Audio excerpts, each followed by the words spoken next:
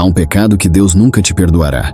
Se há um pecado mencionado na Bíblia que é o pecado imperdoável, é uma expressão que emerge dos evangelhos sinóticos.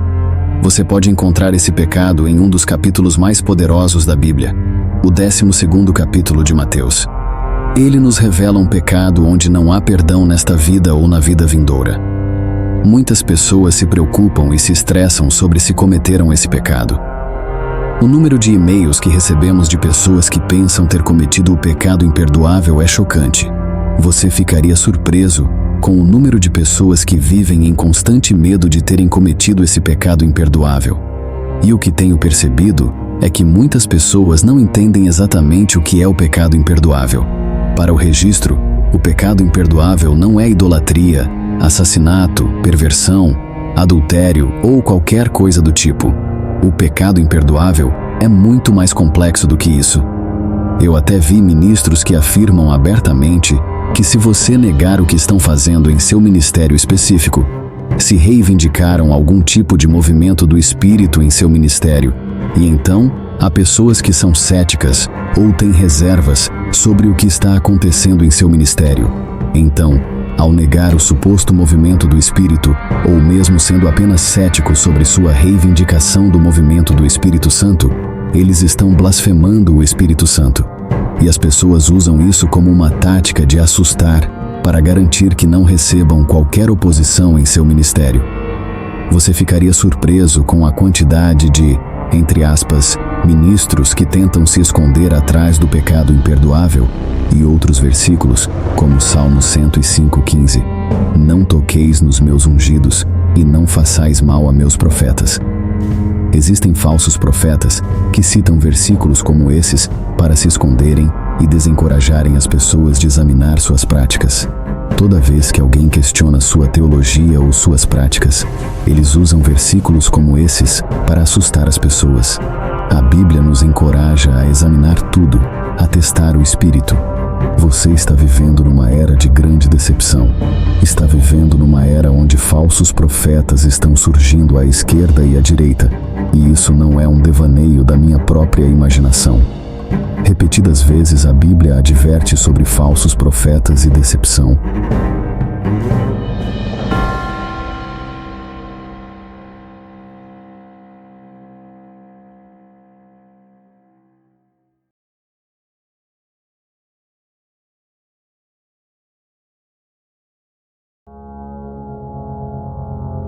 Não tome todo mundo como um ministro do verdadeiro Evangelho de Jesus Cristo.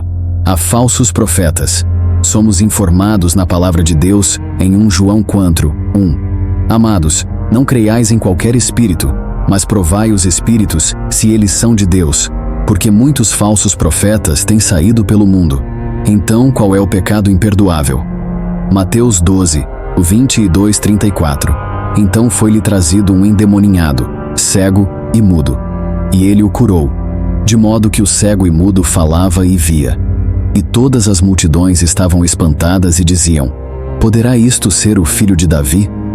Agora, quando os fariseus ouviram isso, disseram: este homem não expulsa os demônios senão por Beelzebu, o príncipe dos demônios. Mas Jesus, conhecendo os seus pensamentos, disse-lhes: todo reino dividido contra si mesmo é levado à desolação, e toda cidade ou casa dividida contra si mesma não subsistirá.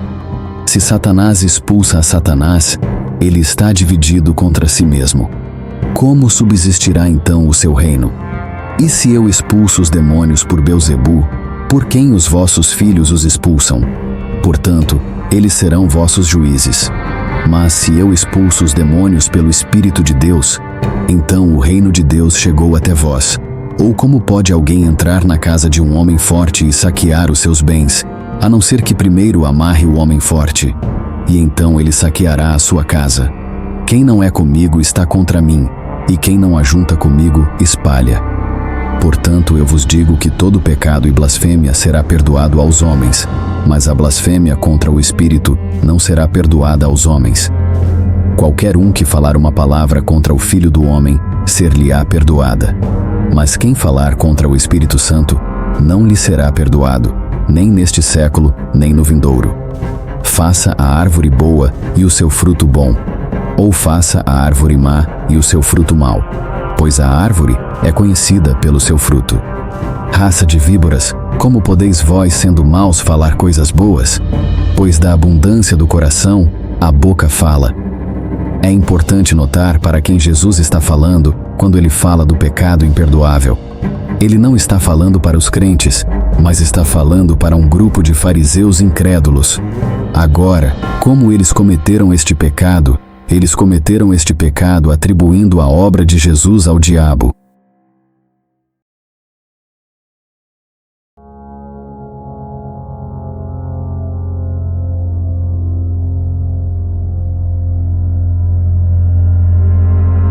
Mateus 12:4.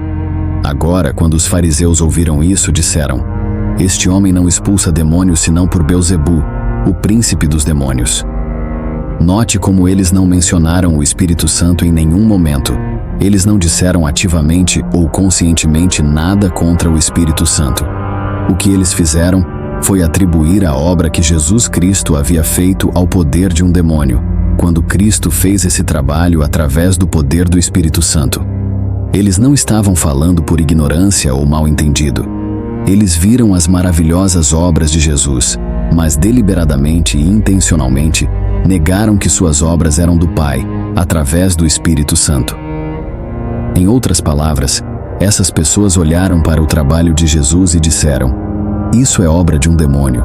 Isso é obra de alguém energizado pelo próprio poder do inferno. Eles estão rejeitando o poder do Espírito Santo, trabalhando através de Jesus Cristo. Agora, o que quero que você tire desta mensagem é que Deus é um Deus que pode te perdoar de seus pecados, independentemente do que você possa ter cometido no passado. Não viva com medo de que você vá para o inferno. Deus é um Deus que perdoa. Confesse seus pecados hoje e Deus te perdoará hoje. Você não está contente que Deus é um Deus de perdão? Ouça isto. Deus não quer que façamos o mal e os verdadeiros cristãos também não querem fazer o mal. No entanto, você não vai para o céu porque fez o bem, está fazendo o bem agora ou fará mais bem no futuro. Você vai para o céu porque Deus te perdoou. Você não está contente que Deus é um Deus de perdão? Em uma ocasião, uma jovem se aproximou de mim e me contou como seu pai havia procurado ela para pedir perdão. Seu pai disse a ela que havia nascido de novo e estava arrependido por tudo o que fez a ela e a sua mãe enquanto ela crescia. Ele pediu desculpas por tê-la abandonado quando criança. Essa jovem disse: Meu pai me contatou pedindo perdão e me contando sobre como ele encontrou Jesus e foi salvo, mas eu nunca vou perdoá-lo. Enquanto ela me contava isso, eu pensei comigo mesmo: mas Deus o perdoará.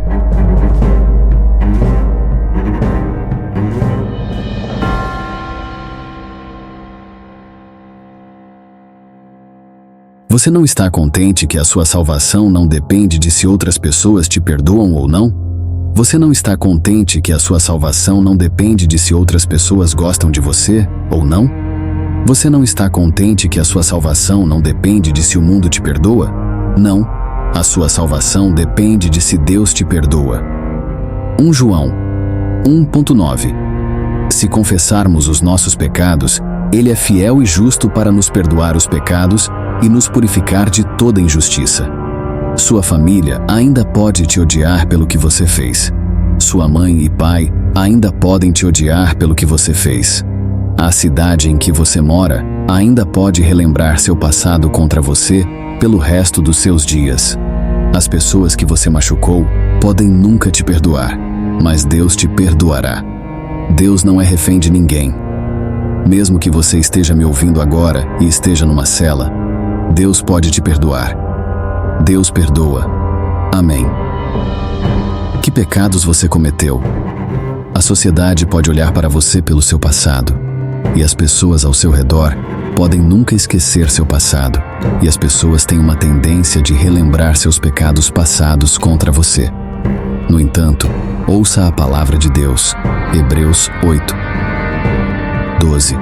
Porque eu perdoarei as suas maldades e nunca mais me lembrarei dos seus pecados. Sob a nova aliança, quando Deus perdoa os pecados de alguém, Ele escolhe não mais segurar esses pecados contra eles. é uma imagem de perdão completo e total. Em essência, Hebreus 8.12 transmite a profundidade profunda do perdão de Deus e sua graça sob a nova aliança. Quando alguém se volta para Deus através da fé em Jesus, Deus perdoa seus pecados tão completamente que é como se ele nem sequer se lembrasse deles. Isso é uma ansiedade comum entre as pessoas, tanto crentes quanto não crentes, que elas possam ter feito algo tão grave, tão fora dos limites da graça, que estão condenadas para sempre. Este pensamento pode ser paralisante, levando-os a pensar que estão além da redenção e que qualquer tentativa de buscar o perdão é inútil. Esse sentimento de desespero e desesperança é uma ferramenta poderosa que Satanás usa para criar uma divisão entre as pessoas e Deus, fazendo-as acreditar que estão além da salvação. Satanás efetivamente as acorrenta com culpa, impedindo-as de buscar e experimentar o amor e a misericórdia ilimitados de Deus. Essa concepção errônea também as impede de se envolverem com a comunidade de crentes, que pode oferecer apoio, compreensão e orientação. É essencial entender que o amor de Deus é infinito.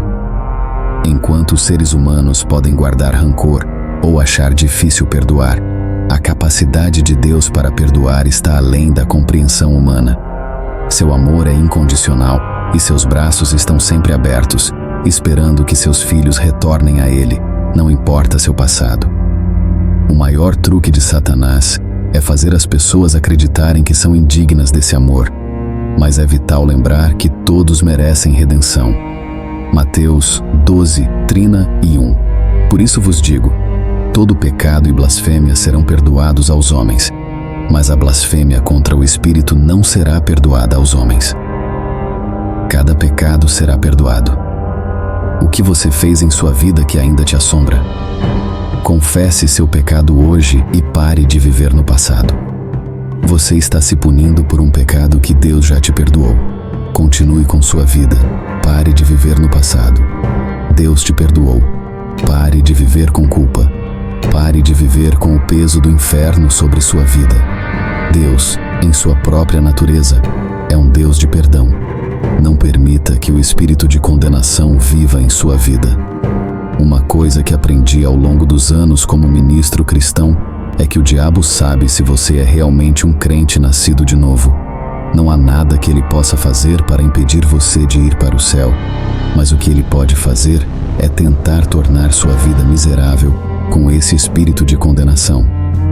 Há tantos cristãos que sentem como se os pecados que cometeram fossem imperdoáveis, mas não são. Deus não está zangado com você se você é seu filho. Deus não segura o inferno sobre nossas cabeças. Ele nos ama e cuida de nós. Inscreva-se, curta, comente.